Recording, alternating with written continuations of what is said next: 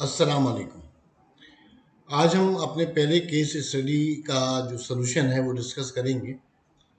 अगर किसी भी व्यूअर ने स्टूडेंट ने केस स्टडी वाली वीडियो नहीं वॉच की है तो पहले वो केस स्टडी वाली वीडियो वॉच करें, उसमें केस स्टडी को समझें, इंस्ट्रक्शन को समझें और अपने तौर से उसका जवाब सोचें, लिखें और फिर इस वीडियो को देख के अपना आंसर टैली करें। अच्छा, जो लोग वीडियो वॉच कर चुके हैं, आंसर दे चुके हैं या सोच चुके हैं, उनका आंसर हम यहाँ पे टाइड अप कराते हैं। हल्का सा मैं आपको रेफरेंस दे दूं कि डॉक्टर हूर और डॉक्टर अरीशा के दरमियान होने वाली गुफ्तगू का हमने केस स्टडी पुट किया था, जिसमें डॉक्टर हूर का ये क्लेम था कि जब उन्होंने अपना हेल्थ मेडिकल सेंटर इस्टेब्लिश किया था तो उनके अकाउंट में 2,50,000 थे और 6 महीने के बाद उनके बैंक अकाउंट में 800,000 थे। तो जो डिफरेंस है वो 5,50,000 का डॉक्टर हूर के मुताबिक वो प्योर प्रॉफिट था। तो क्वेश्चन हमने ये राइज किया था कि whether this difference is considered as pure profit in with respect to the accounting perspective और नॉट। तो आइए आज हम उसका जो सोल्यूशन है वो हम आपके सामने डिस्कस करते हैं।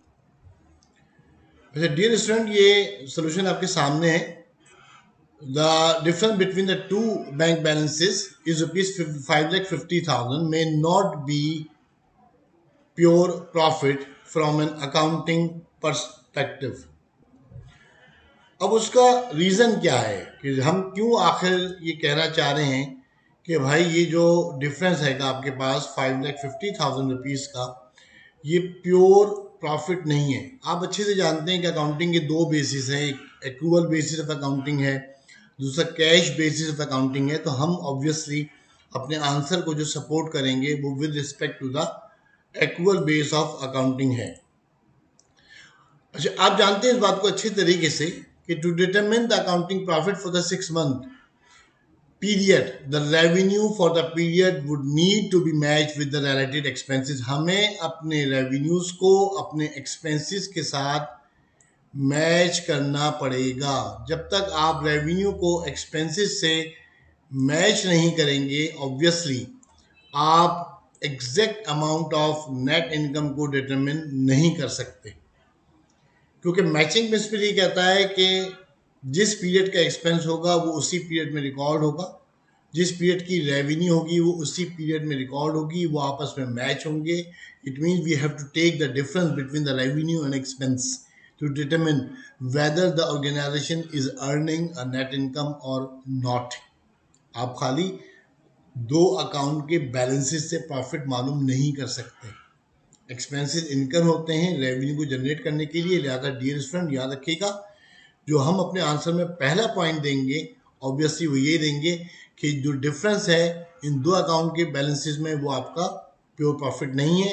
दूसरा पॉइंट हम ये रेस करेंगे कि भाई प्रॉफिट डिटरमिन करने के लिए मैचिंग प्रिंसिपल को अप्लाई करना पड़ता है, यानी आपको रेवेन्यू एक्सपेंसेस से मैच करने पड़ते हैं।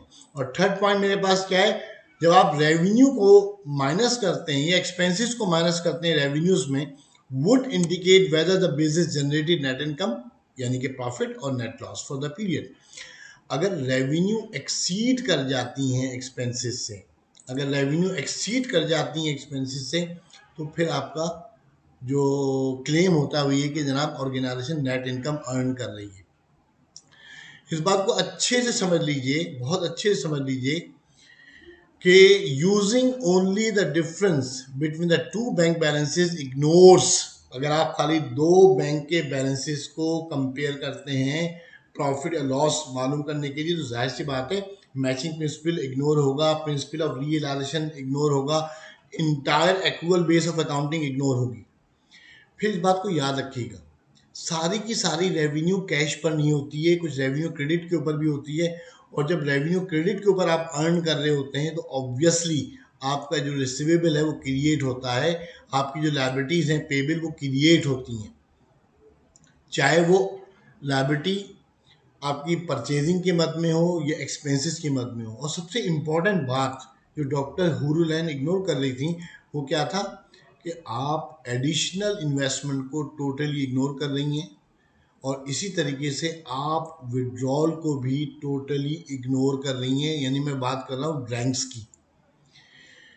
एडिशनल इन्वेस्टमेंट से भी तो बैंक का बैलेंस बढ़ जाता है, विड्रॉल से भी तो बैंक का बैलेंसेस कम हो जाता है। तो अगर डॉक्टर हुरलैंड ने ये इन्फॉर्मेशन प्रोवाइड नहीं की कि आया 6 मंथ के अंदर उन्होंने कोई एडिशनल इन्वेस्टमेंट की है या उन्होंने एडिशनल इन्वेस्टमेंट नहीं की है, लिहाजा हमारे पास अच्छे से समझ लीजिए कि अगर आप कैश बेस को भी फॉलो कर रहे हो तो some businesses that have few if any receivable और पेबल वो इग्नोर कर देते हैं कैश बेस में, क्योंकि बड़ा इनसिग्निफिकेंट इमैटेरियल अमाउंट होता है रिसीवेबल और पेबल का।